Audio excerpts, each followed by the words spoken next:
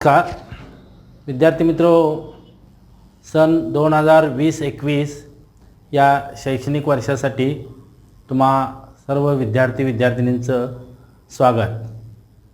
आज आपण इयत्ता 10वी मधील गणित भाग 2 यामधील प्रकरण नंबर 1 समरूपता या विषयाचा अभ्यास करणार आहोत।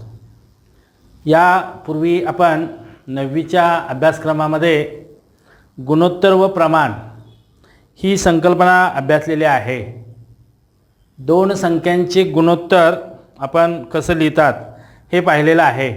उदाहरणार्थ a आणि b या दोन संख्या असतील तर त्यांचं गुणोत्तर a/b बरोबर m/n किंवा a गुणोत्तर b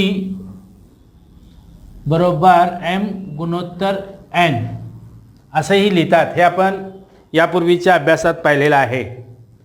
गुणोत्तर आणि प्रमाण या संकल्पना सहसा आपण धनवास्तव संख्यासाठी वापरतो। आता आपल्याला त्रिकोणाच्या क्षेत्रफळाच्या संदर्भात गुणोत्तर पाहायचं आहे आणि आपल्याला माहिती आहे की रेषाखंडाची लांबी किंवा उंची रेषाखंडाची जी असते ती किंवा त्रिकोणाचं क्षेत्रफळ या धनवास्तव संख्या आहेत, त्यामुळे त्यांचा आपण इथं वापर करायचा आहे। आपल्याला माहिती आहे की आपण त्रिकोणाच्या क्षेत्रफळाची सूत्र यापूर्वी बरीचशी पाहिलेली आहेत। त्यामध्ये सर्वसाधारणपणे आपण एक सूत्र वापरतो, त्रिकोणाचे क्षेत्रफळ बरोबर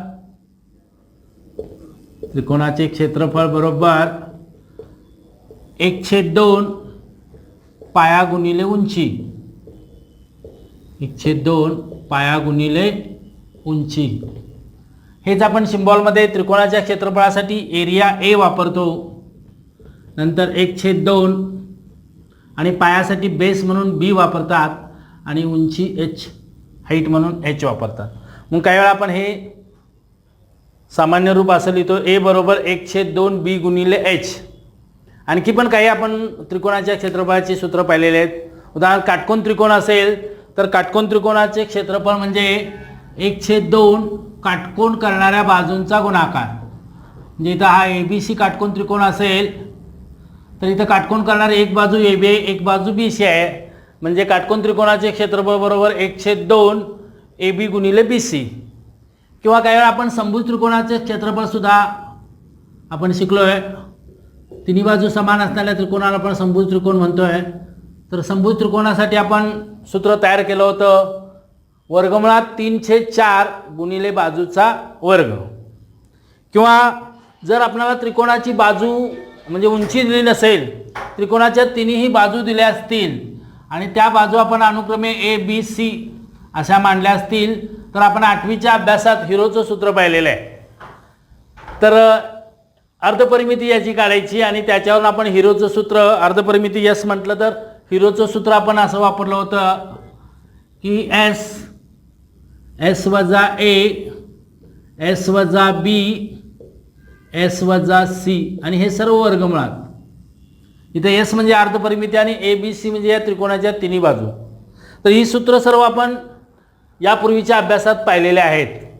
आता आपल्याला दोन त्रिकोणांच्या क्षेत्रफळांचं गुणोत्तर अभ्यासायचं आहे आणि त्याच्यासाठी आपण हे पहिलं सूत्र वापरणार आहे, त्रिकोणाचे क्षेत्रफळ बरोबर 1/2 पाया गुणिले उंची।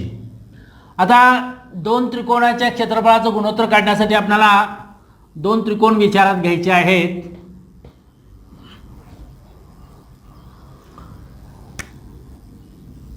समजा हा त्रिकोण ABC आहे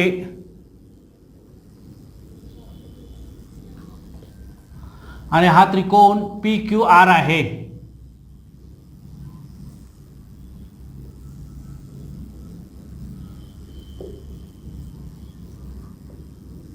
आता या दोन त्रिकोणामध्ये आपण त्यांच्या उंच्या दाखवायच्या आहेत। समजा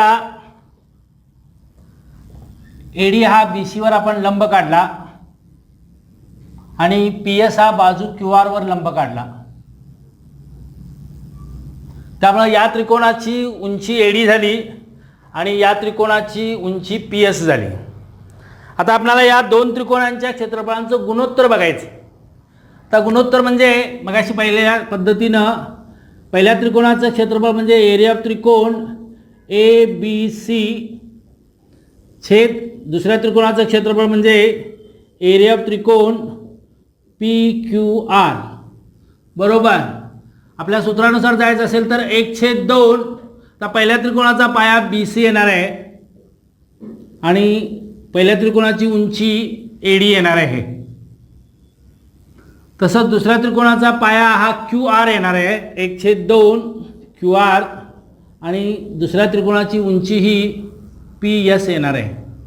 तर गुणोत्तरामध्ये सारखी संख्या असेल तर ती आपण नाहीशी करू शकतो किंवा तिचं निरसन करू शकतो. त्यामुळं 1/2 गेलं, त्यामुळं फक्त BC आणि AD आणि इथं QR आणि PS आणि मग हाच गुणधर्म आपण असा लिहू शकतो एरिया ऑफ त्रिकोण ABC छेद एरिया ऑफ त्रिकोण PQR बरोबर BC गुणिले AD छेद QR गुणिले PS. आता BC हा पाया आहे, AD ही त्याची संगत उंची आहे, या त्रिकोणाचा QR हा पाया आहे आणि या त्रिकोणाची PS ही संगत उंची आहे. म्हणून हाच गुणधर्म आपण शब्दामध्ये असा सांगू शकतो दोन त्रिकोणांच्या क्षेत्रफळांचं गुणोत्तर हे त्याच्या पाया व संगत उंची यांच्या गुणाकाराच्या गुणोत्तराबरोबर असते. आता हेच आपण संक्षिप्त रूपात असं लिहू शकतो. समजा पहिल्या त्रिकोणाचा पाया B1 उंची H1 आणि क्षेत्रफळ A1 म्हणजे हा पाया ही उंची आणि हे क्षेत्रफळ आणि दुसऱ्या त्रिकोणाचा पाया B2 उंची H2 आणि क्षेत्रफळ A2 असेल तर हाच गुणधर्म आपण संक्षिप्त रूपात असा लिहू शकतो A1 छेद A2 बरोबर B1 गुणिले H1 छेद B2 गुणिले H2. आलं लक्षात. म्हणजेच दोन त्रिकोणांच्या क्षेत्रफळांचं गुणोत्तर हे त्यांच्या पाया आणि संगत उंची म्हणजे हे दोन पाया आणि ह्या त्यांच्या दोन संगत उंची यांचा गुणाकार आहे आणि त्याचं गुणोत्तर आहे. म्हणून दोन त्रिकोणांच्या क्षेत्रफळांचे गुणोत्तर हे पाया व त्यांची संगत उंची यांच्या गुणाकाराच्या गुणोत्तराबरोबर असते. आता याच्यामध्ये काही आपल्याला अटी पाहिजे आहेत. आता इथं पाया आणि उंची याच्या बाबतीत काही अटी आपल्याला आता शिकायच्या आहेत. त्यामध्ये पहिली अट आहे समजा दोन त्रिकोणांची उंची समान असेल, दोन त्रिकोणांची उंची समान असेल तर आपल्याला हा गुणधर्म कसा सांगता येतो तो पाहायचा आहे. त्यासाठी जरा थोडक्यात आकृती बघा, इकडे लक्ष द्या. समजा हा एक त्रिकोण आपण घेतला ABC आणि याच्यात मी दुसरा त्रिकोण घेणार आहे APQ.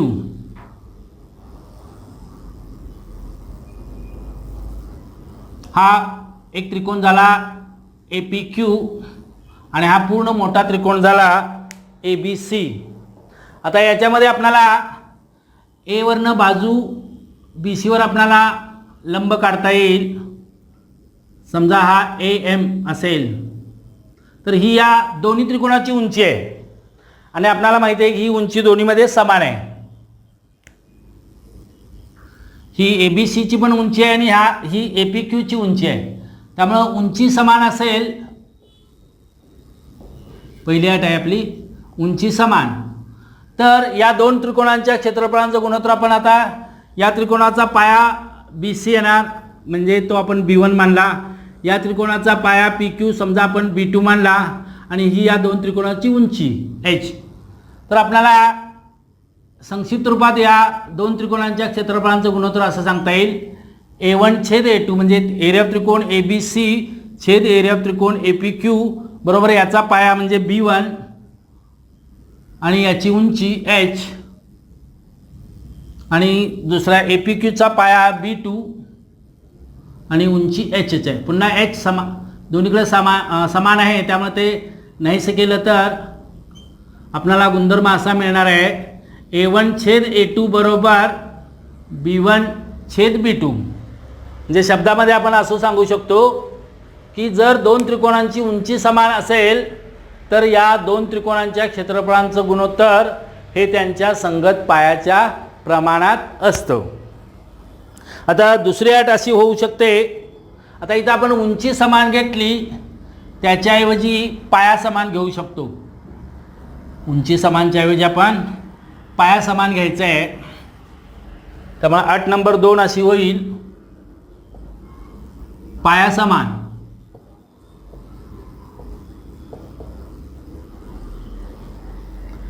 याच्यासाठी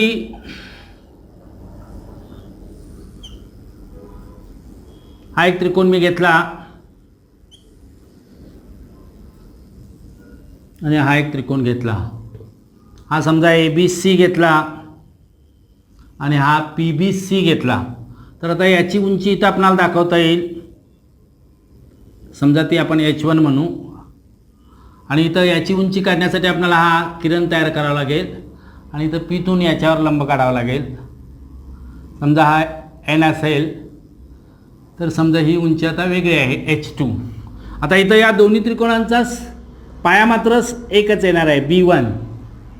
म्हणजे ABCचा पण पाया BCच येणार आहे आणि PBCचा पण पाया काय येणार आहे BCच येणार आहे. त्यामुळं मगाच्या पद्धतीनं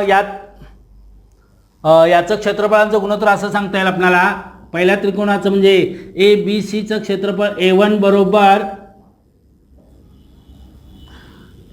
बरोबर पाया याचा B1 आणि उंची H1 आणि हा PBCचं क्षेत्रफळ आपण A2 मानलं तर A2 बरोबर या त्रिकोणाचा पाया हा BCचा आहे त्यामुळे आपण त्याला B1च मानलं आणि उंची याची H2 आहे.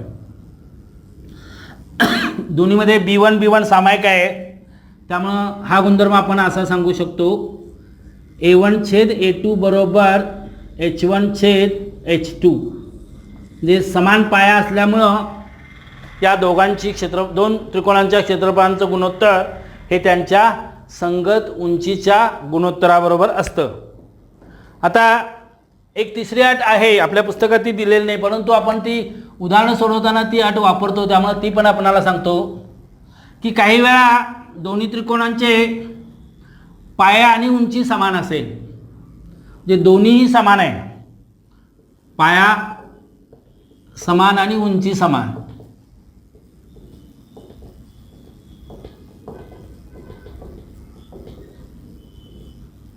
आता याच्यासाठी आपण सहसा दोन समांतर रेषामधील आकृती घेऊ शकतो, म्हणजे तिथं पाया पण सारखा येईल आणि उंची पण सारखी येईल.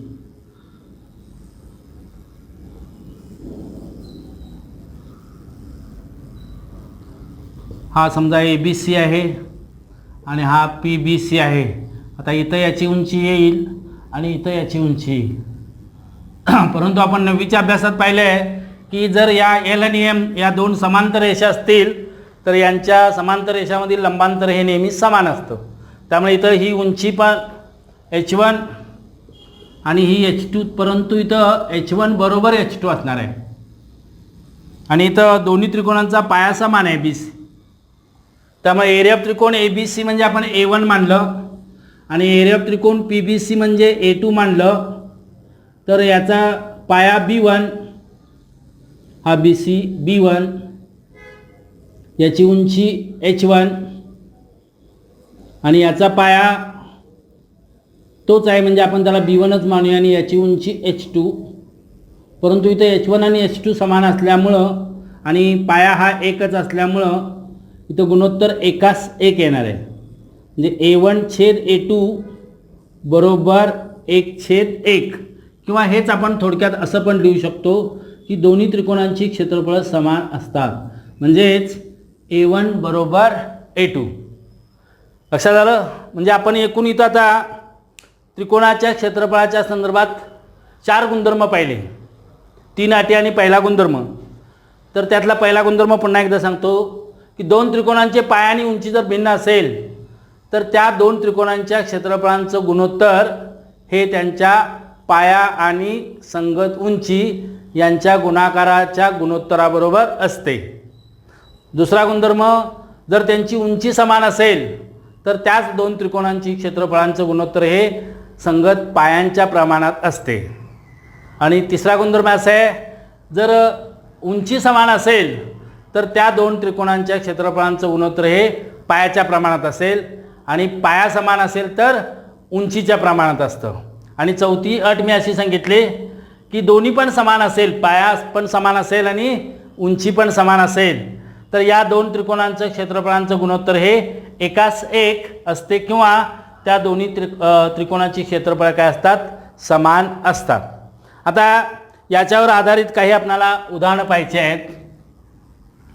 आता सराव संच 1.1 मधली काही आपण उदाहरणं बघायची आहेत. त्यामधलं पहिलं उदाहरण असं आहे पहा. आता आपण सराव संच 1.1 मधील काही उदाहरणं पाहिजे आहेत. त्यातलं पहिलं उदाहरण असं आहे पहा. एका त्रिकोणाचा पाया 9 आणि उंची 5 आहे. दुसऱ्या त्रिकोणाचा पाया 10 आणि उंची 6 आहे. तर त्या त्रिकोणांच्या क्षेत्रफळांचं गुणोत्तर काढा.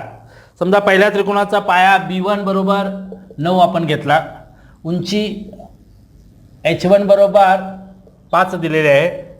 दुसऱ्या त्रिकोणाचा पाया B2 बरोबर 10 दिलेला आहे आणि त्या त्रिकोणाची उंची H2 बरोबर 6 दिलेले आहे. आणि या दोघांची आपल्याला क्षेत्रफळांचं गुणोत्तर काढायचं आहे, म्हणजे A1/A2 काढायचं आहे.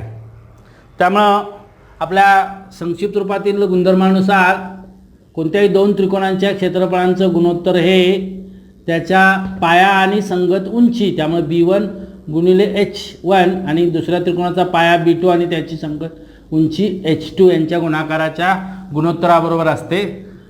त्यामध्ये आपण या किमती घ्यायच्या आहेत. B1 बरोबर 9 दिलेले आहे, H1 बरोबर 5 दिलेलं आहे,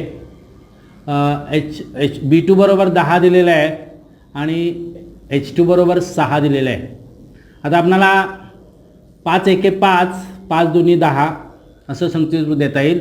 3च्या पाड्यात या दोन संख्या आहेत, 3 दोन्ही 6, 3 त्रिक 9. त्यामुळे हे गुणोत्तर 3 एके 3 आणि 2 दोन्ही 4. त्यामुळे या दोन त्रिकोणांच्या क्षेत्रफळांचं गुणोत्तर काय होईल, 3/4. आता आपल्याला दुसरं जे उदाहरण आहे त्यामध्ये आपल्याला आकृती दिलेली आहे. आता आकृतीवरून आपल्या लक्षात येईल इथं पाया समान आहे का उंची समान आहे का दोन्ही पण समान आहे का काहीच समान नाही, हे आपल्याला आकृतीवरून लक्षात येईल.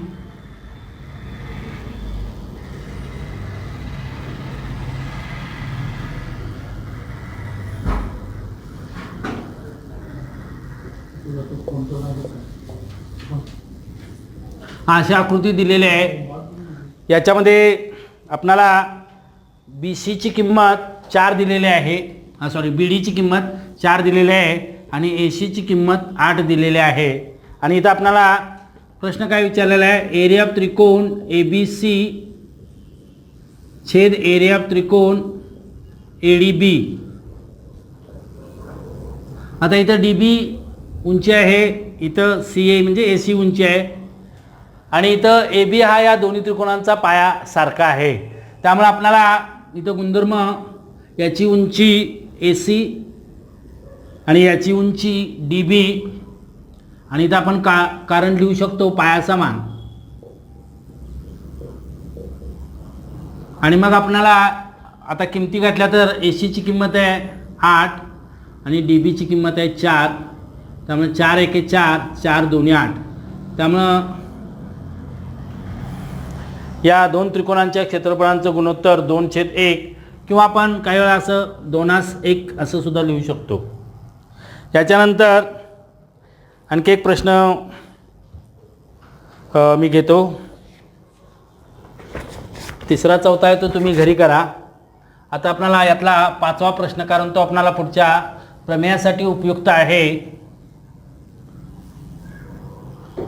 आकृतीकडे लक्ष द्या जरा. आता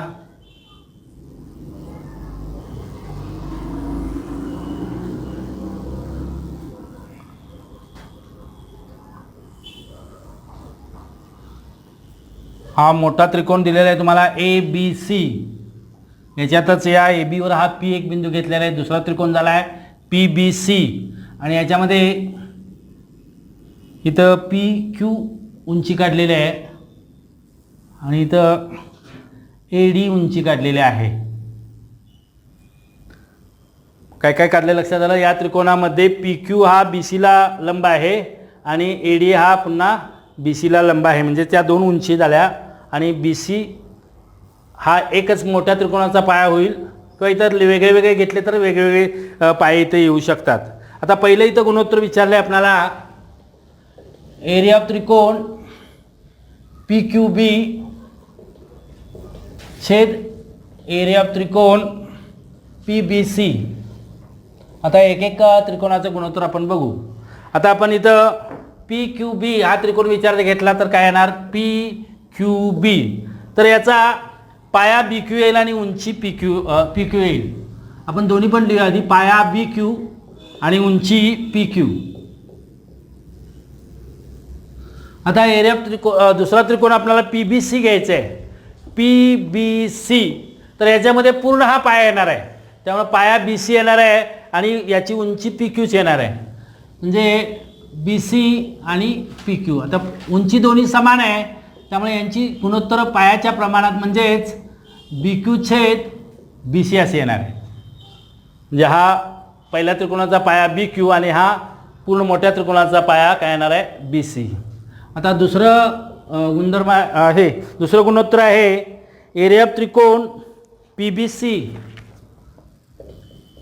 एरिया ऑफ त्रिकोण पी बी सी छेद एरिया ऑफ त्रिकोण ए बी सी. आता मगाच्या पद्धतीने आपण गेलो तर काय येईल बघा. आता P B C. P B C म्हणजे पूर्ण हा पाया येणार आणि ही उंची येणार, म्हणजे बी सी पाया आणि पी क्यू उंची आली. आणि दुसरा त्रिकोण कोणता आहे, A B C. A B C याच्यामध्ये बी सी हा पाया येणार आणि ए डी ही उंची येणार.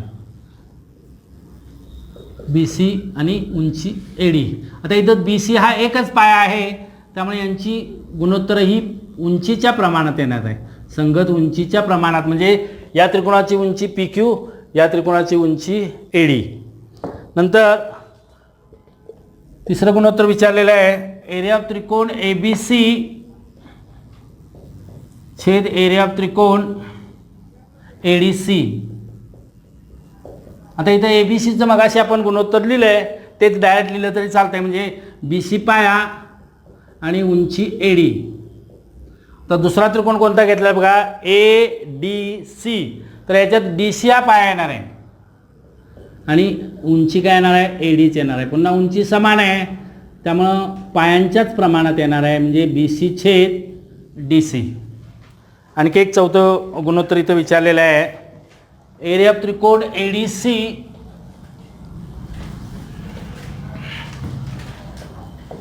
एरिया ऑफ त्रिकोण ए डी सी छेद एरिया ऑफ त्रिकोण पी क्यू सी.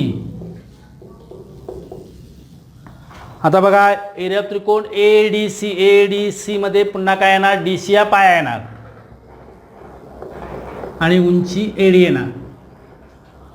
आणि P Q C. P Q C मध्ये क्यू सी हा पाया येणार आणि पी क्यू ही उंची येणार. तर इथं पाया वेगळे आहेत, उंची वेगळे आहेत, त्यामुळे हेच त्याचं गुणोत्तर राहणार आहे. म्हणजे इथं दोन्ही पाया आणि उंची भिन्न असल्यामुळं गुणोत्तर आहे तसंच. पहिल्याचा पाया डी सी, उंची ए डी. दुसऱ्याचा पाया क्यू सी आणि उंची पी क्यू असं येणार आहे. या पद्धतीने इथं ही चार गुणधर्म आपण चार गुणोत्तर आपण घेतलेले आहेत. इथं हा सराव संच 1.1 संपलेला आहे. धन्यवाद. नमस्कार.